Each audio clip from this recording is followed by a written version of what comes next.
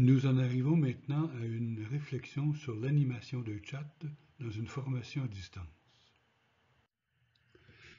Les utilités du chat dans le tutorat d'une formation à distance ressemblent presque en tout point à celles qui sont présentées dans la vidéo sur l'animation d'un forum, sauf que le chat est une activité synchrone, c'est-à-dire en temps réel.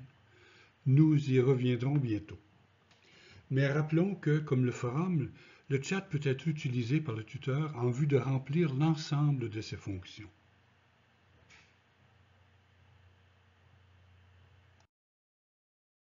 Le chat étant une activité synchrone, il présente des contraintes et des avantages en comparaison du forum.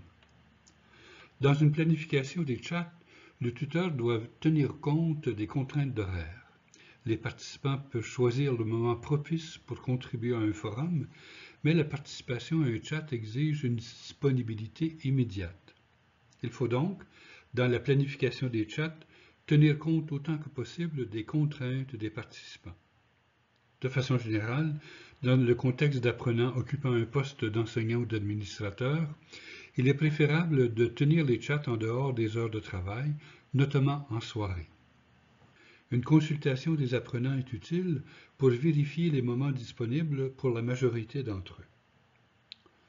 Au besoin, si le cours rejoint des apprenants de divers fuseaux horaires, il faut prendre le décalage horaire en considération pour fixer les heures de chat. Puisque c'est une activité synchrone, le chat exige de la ponctualité de la part des participants et des tuteurs. Le chat présente donc moins de flexibilité que le forum, mais offre davantage de contact social. Puisque c'est une activité synchrone, le chat offre l'occasion au tuteur de manifester les savoir-être ou les attitudes qui favorisent la mise en œuvre des tâches du tuteur. Par exemple, une attitude d'accueil et d'empathie rend le tuteur sensible aux réalités vécues par les apprenants dans leurs études, notamment aux difficultés qu'ils rencontrent au niveau personnel et même technique. Ces attitudes soutiendront la motivation des apprenants. Les échanges pendant le chat aideront également les apprenants à éprouver un sentiment d'appartenance, ce qui renforcera l'engagement lors des travaux en équipe. Finalement, sachant que certains participants ne peuvent accéder facilement aux téléconférences ou aux autres activités nécessitant une connexion Internet performante, l'utilisation du chat favorisera l'équité et n'avantagera pas outre mesure les apprenants qui ont des circonstances plus favorables. En préparation d'un chat, le tuteur doit d'abord prévoir le contenu. Par exemple, si le chat a pour objectif de présenter le déroulement de la semaine de travail à venir, le tuteur doit prendre connaissance de ce déroulement, maîtriser ses éléments et réfléchir à une façon optimale de présenter le contenu. Il est conseillé d'avoir à la main les documents nécessaires au déroulement du chat, par exemple une liste des participants, une description des activités à proposer, des textes de référence sur le contenu des activités prévues. Le tuteur peut préparer un déroulement du chat en précisant les différentes étapes de la rencontre, l'accueil, la description du mode de fonctionnement, la présentation par le tuteur, l'espace alloué aux discussions et aux questions des participants, la synthèse et la conclusion du chat. Le tuteur peut également tenter de prévoir les questions des apprenants, leur réaction aux activités ou aux exigences des travaux proposés. En temps opportun, peut-être la veille ou 2 jours avant la tenue du chat, annoncer ou rappeler sa tenue en invitant les participants à effectuer les préparatifs nécessaires. L'animation du chat s'effectue selon différentes étapes qui, pour plusieurs, manifestent les tâches assignées au tuteur. Le début du chat est marqué par l'accueil des participants en vue d'établir un lien entre le tuteur et les participants et entre les participants eux-mêmes. Selon la taille du groupe et si les participants se connaissent déjà, diverses formules d'accueil sont possibles. Chacun peut se présenter ou dire un mot sur ses activités récentes. Dans un groupe restreint, il est évidemment plus facile d'individualiser l'accueil et de reconnaître, par exemple, l'arrivée de chacun des participants. Dans un groupe plus nombreux, L'accueil peut être plus général tout en s'assurant de reconnaître la présence de chacun par une caractéristique commune. La tâche d'appui socio-affectif et motivationnel s'amorce lors de cet accueil personnel.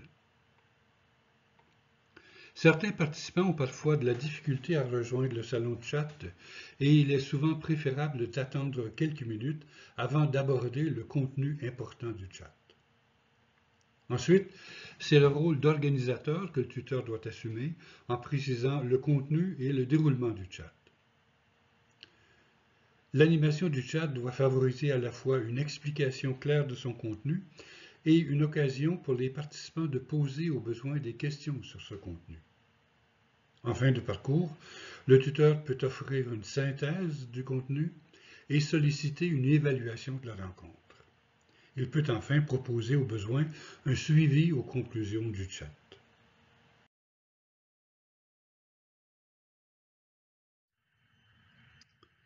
Parfois, les apprenants ne peuvent participer au chat en raison de circonstances hors de leur contrôle.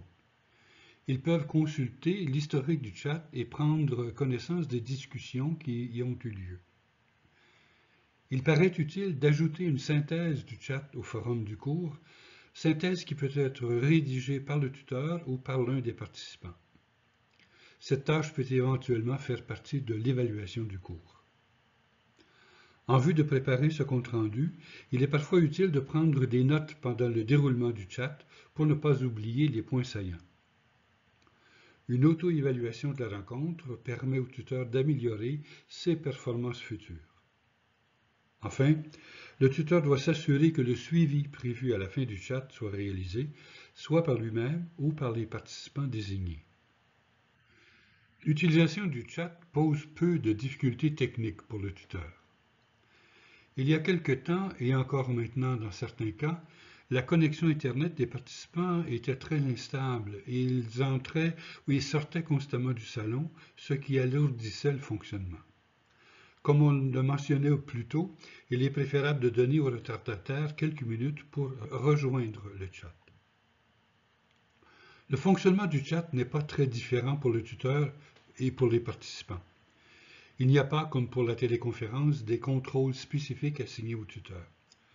Celui-ci doit cependant garder le contrôle de la conversation, préciser les modalités d'intervention et autoriser les apprenants à intervenir à tour de rôle.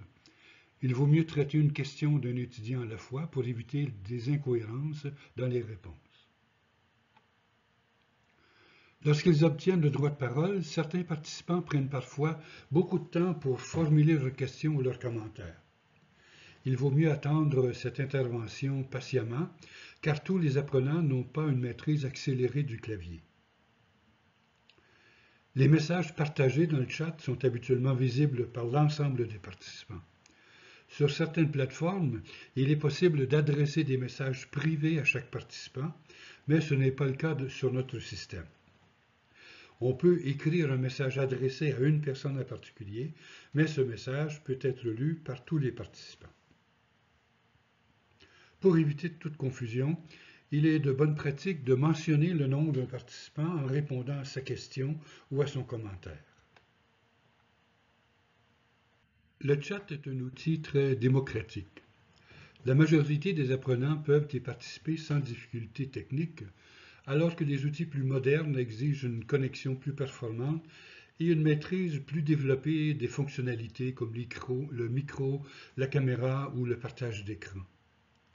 Il vaut donc la peine d'utiliser le chat si d'autres outils ne sont pas accessibles à tous les étudiants. On peut au besoin tenir des téléconférences et des chats sur le même sujet pour favoriser l'équité entre les apprenants. Malgré les lenteurs dues à l'obligation d'écrire tout son contenu, le chat demeure un outil très performant pour mettre en œuvre les tâches tutorales et favoriser l'acquisition des compétences visées par la formation. Bon chat!